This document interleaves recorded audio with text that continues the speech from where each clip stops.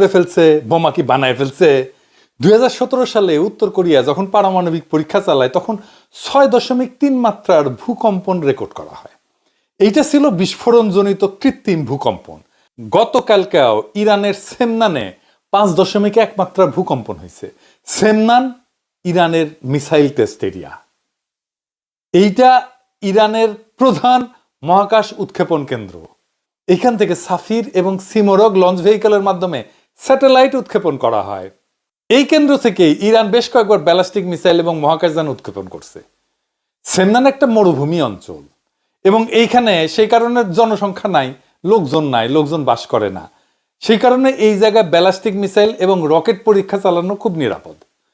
100 কিলোটনের পারমাণবিক বোমার ভূগর্ভস্থ বিস্ফোরণ হইলে সাধারণত 5 মাত্রার ভূকম্পন অনুভূত হয়।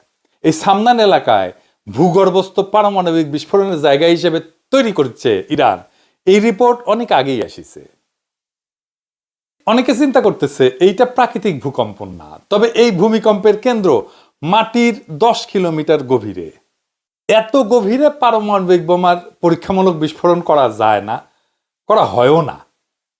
তবে আমি তো আর বিশেষজ্ঞ না, যা পত্রিকায় দেখলাম আর কি, সেটা থেকেই বলতেছি আপনাদেরকে। তবে 2024 অক্টোবরে এই সেমনানে একই মাত্রা ভূমিকম্প হয়েছিল। সেটা ছিল আরো গভীরে, 12 কিলোমিটার গভীরে। আর